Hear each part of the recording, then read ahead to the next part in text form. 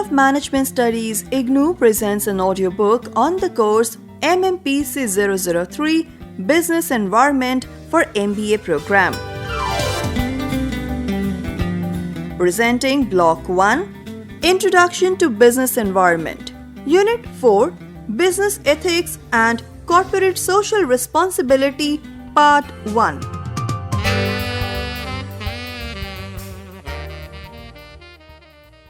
After completing this unit, you should be able to define the concept of business ethics, explain the need for business ethics, define corporate social responsibility, discuss the benefits and drivers of corporate social responsibility, that is CSR, and identify CSR initiatives by the companies.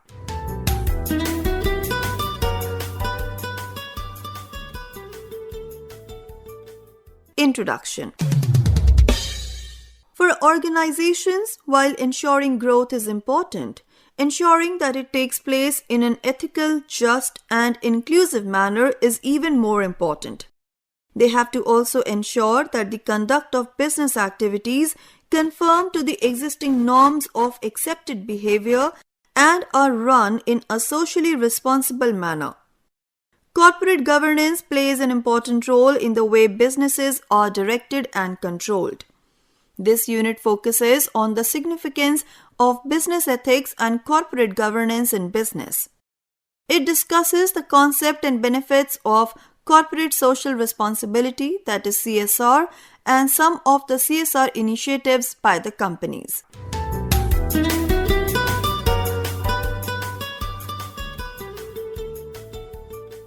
Business ethics. Business ethics are a kind of applied ethics. It is the application of moral or ethical norms to business. The term ethics has its origin from the Greek word ethos, which means character or custom, the distinguishing character, sentiment, moral nature, or guiding beliefs of a person, group, or institution. Ethics are a set of principles or standards of human conduct that govern the behavior of individuals or organizations. Ethics can be defined as the discipline dealing with moral duties and obligations, and explanation regarding what is good or not good for others and for us. Ethics is the study of moral decisions that are made by us in the course of performance of our duties. Ethics is the study of characteristics of morals, and it also deals with moral choices that are made in relationship with others. Business ethics comprises the principles and standards that guide behavior in the conduct of business. Businesses must balance their desire to maximize profits against needs of its stakeholders. Maintaining this balance often requires trade-offs. To address these unique aspects of businesses, rules, articulated and implicit, are developed to guide the businesses to earn profits without harming individuals or society as a whole. Difference between ethics and laws. While law is obligatory and violation of law attracts penalties from the justice system, ethics are more voluntary in nature. However, not acting ethically might lead to violation of laws, as most laws are in one way or the other a codification of ethics. Business ethics can be said to begin where the law ends. Business ethics is primarily concerned with those issues not covered by the law or where there is no definite consensus on whether something is right or wrong. Business ethics is about the gray areas of business where values are in conflict. In such scenarios, there might not be a definitive right answer.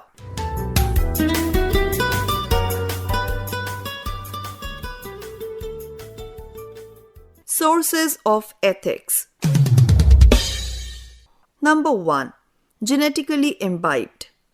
Traits like cooperation and selflessness stand centric to the ethical system, and it has been witnessed to be carried from one generation to the other. Schooling focuses on ethics to be core of the child development. This is complemented with the learning from the parents and the society. Number 2. Religion. The acceptance of religion as law has its roots before the onset of the legal system. Psychologically, this belief or faith in the religion which makes people comply to the imposed restrictions to accept any unsolicited behavior in the society. Number 3. Culture. Culture also derives ethics. Customs, societal norms, traditions and standards get passed on to next generations. Culture varies from one religion to the other, but the ethical essence doesn't differ much. Unethical practices are not supported by the culture irrespective of the wide geographical differences. Number 4. Philosophical system. It is culturally initiated to affect ethical conduct of a person or society. There have been many thinking personalities in India who have postulated their experiences for actions into the society. Mahatma Gandhi, Swami Vivekanand, Subhash Chandra Bose, Raja Ram Mohan Roy, Bhagat Singh and Swami Dayanand Saraswati had varied philosophical perspectives which modulated to form and govern the ethical conduct of people from inspiration and learning. Number 5. The legal system. It has been rightly said that laws represent a rough approximation of a society's ethical standards. The prevailing societal evils like hoarding of essential commodities, exorbitant charging, concealing facts, deceiving, falsified statements, etc. amount to unethical behavior and need to be curbed by necessary formulation, amendment and implementation of a stringent legal framework. And number 6. Code of conduct. The society plays a crucial role in framing the code of conduct for ethics. The workplace ethics are based on common beliefs and are broader in nature. To further enhance them, the company formulates a framework of operating policies which direct the decision-making from the ethical perspective. This framework indicates the ethical decision-making in matters pertaining but not limited to customer complaint handling, stakeholders, employee and vendor hiring, etc. Besides the organizational level, ethics are framed for a particular industry level, also irrespective of the number of companies being served by that industry. For example, the advertising vertical encompasses extending services to various companies, and this vertical has formulated Indian Association of Advertising Agencies to develop an ethical code of conduct for advertising agencies, firms, etc., which is to be followed by the concerned professional and industry associations. For example, the advertising vertical encompasses extended services to various companies, and this vertical has formulated Indian Association of Advertising Agencies to develop an ethical code of conduct for advertising agencies, firms, etc., which is to be followed by the concerned professional and industry associations.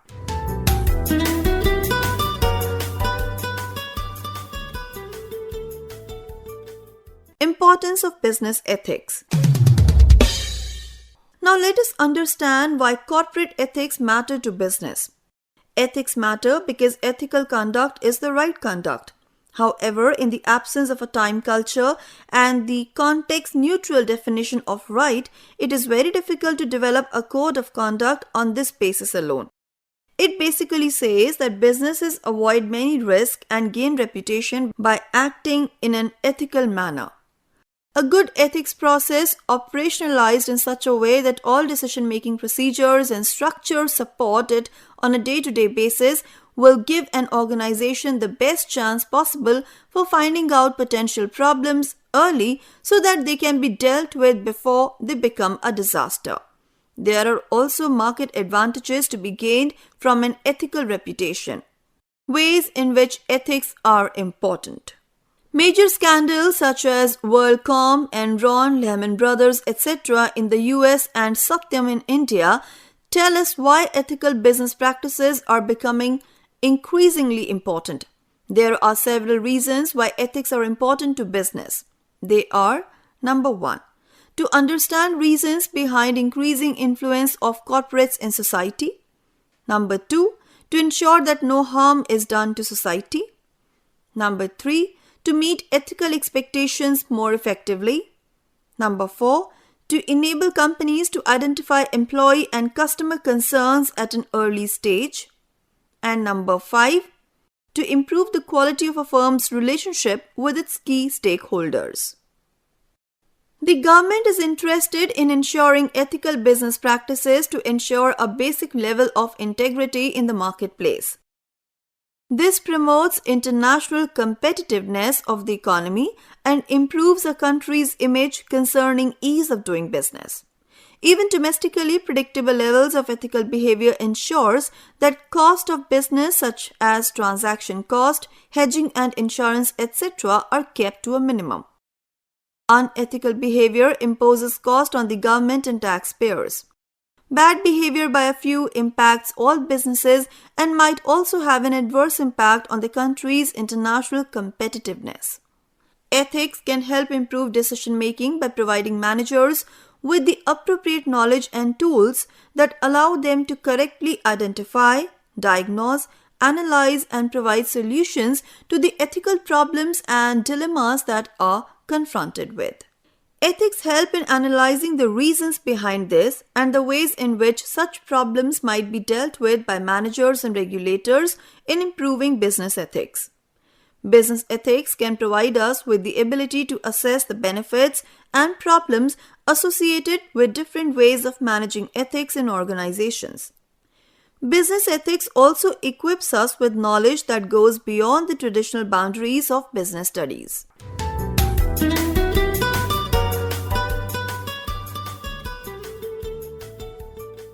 Ethical issues in business. You have understood that business has various motives.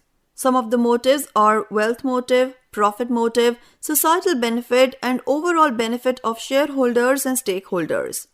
The dilemma remains between striking the balance between profits and ethics.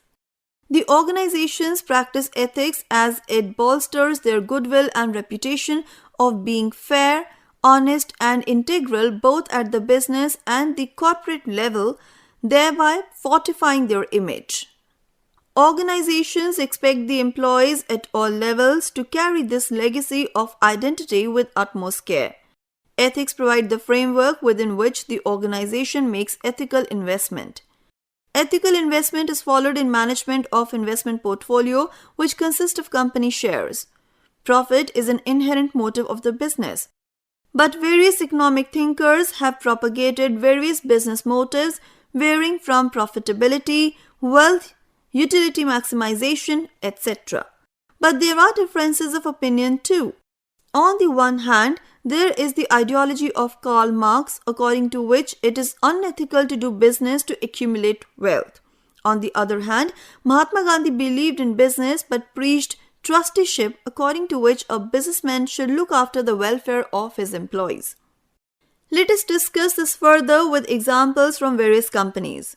In the early 1980s, the Indian automobile industry had two leading brands, namely the Ambassador from HM and the Fiat. The Japanese entered with Suzuki and Maruti became a household name. Subsequently, we saw a lot of foreign brands like the Daewoo, Hyundai, General Motors, Toyota, etc. entering the fray. Each of these multinational companies had their own management style and ethic orientation. Few worked on vendor relations, research and development aiming at cost reduction, while others worked on advertising and creating a robust distribution network. Within all this, high-level marketing impact, the Indica model from the national brand Tata was launched. Though the model didn't compete much with the elite MNC brands, but it was able to create a significant presence for the customers who believed in Tata's ethical philosophy. So, a low advertised product also garnered a market share as the word of mouth from the customers spread fast, thereby creating a brand identity for Tatas. The advantages of being ethical are: number 1, preferred by prospective employees and creation of quality talent pool. Number 2, less number of employees leaving the organization, that is lower attrition rate. Number 3, less number of employees strike or labor unrest. And number 4, Corporate goodwill enables bargaining power, which results in cost reduction, increase in production, achieving economies of scale, more revenue and profits, and thereby longer business viability.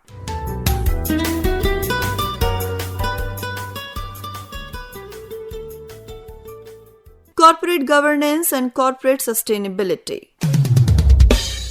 To influence the corporate path to sustainable development, certain approaches are advocated, namely, the triple bottom line approach, that is People, Planet and Profits 1995, United Nations Global Compact, that is UNGC 1999, OECD 1999, that is Guidelines are addressed to MNCs, ISO standards, Global Reporting Initiative 1997, that is Guidelines are for all organizations, Sustainable Development Goal 2015, and World Bank GRI Index 2020, that is World Bank Sustainability Disclosure Index prepared with core option of the GRI standards.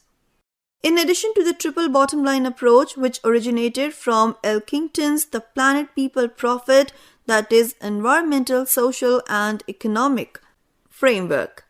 Elkington argued business can be sustained by fulfilling stakeholders' interest, environmental protection policies and public welfare. Global Reporting Initiative, that is GRI, is an international organization founded in 1997.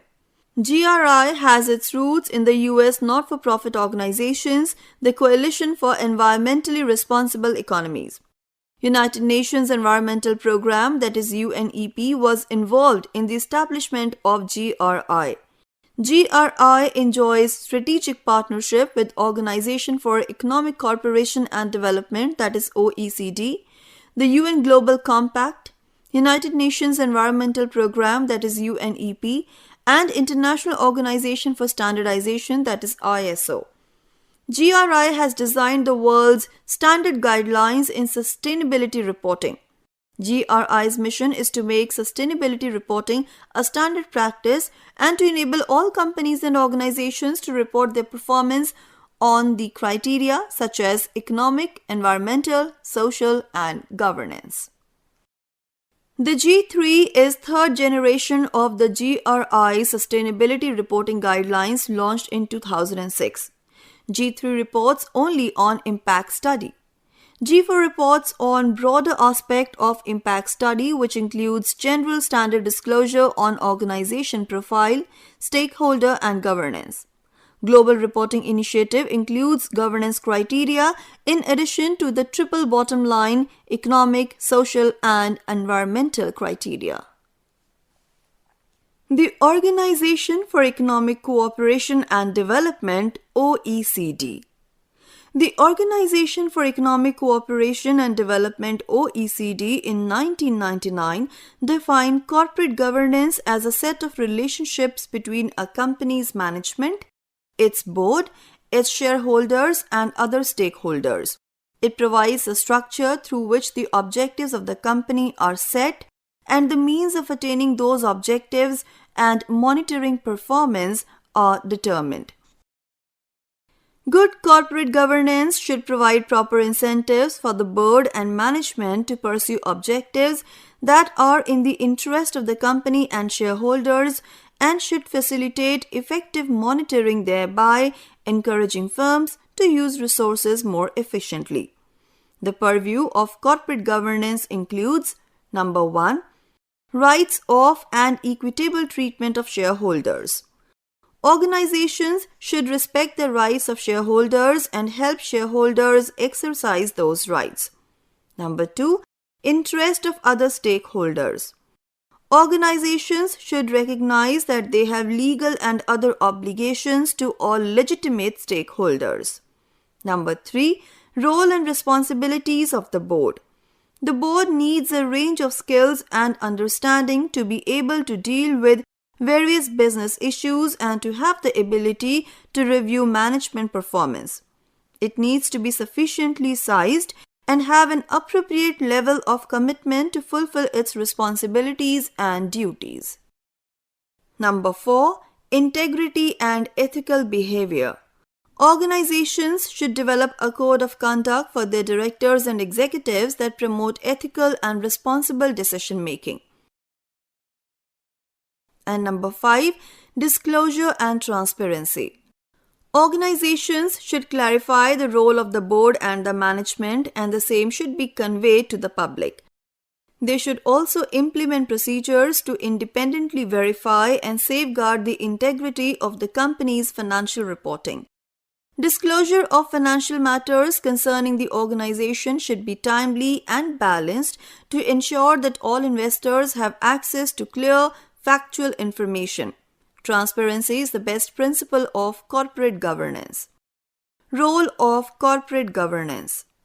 You would have understood that the role of corporate governance is largely significant to the society and impacts various internal and external stakeholders.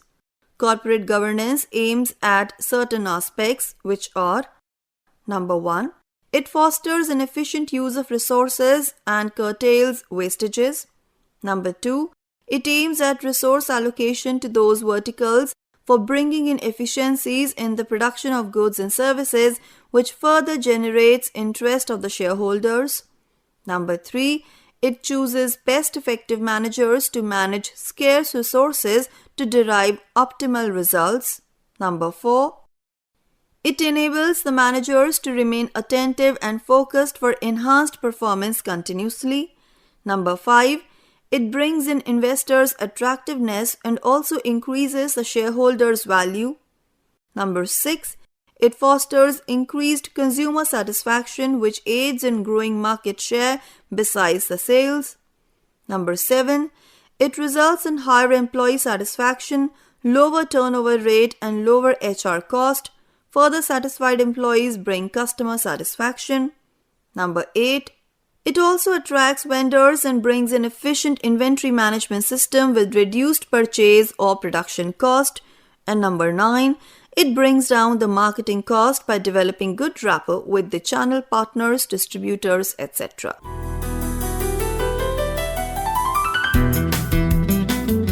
You were listening to the audiobook by the School of Management Studies IGNOU for MBA program.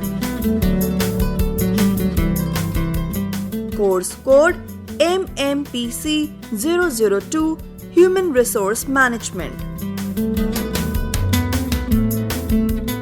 Course Coordinator Professor Nayantara Padhi from School of Management Studies IGNOU. Voiceover by Harpreet Kaur. Edited by Ruchi Sharma. Program assisted by Tarannum Jahan. Program produced by Dr. Manoj Kumar Singh. This program was brought to you by Electronic Media Production Center of Indira Gandhi National Open University.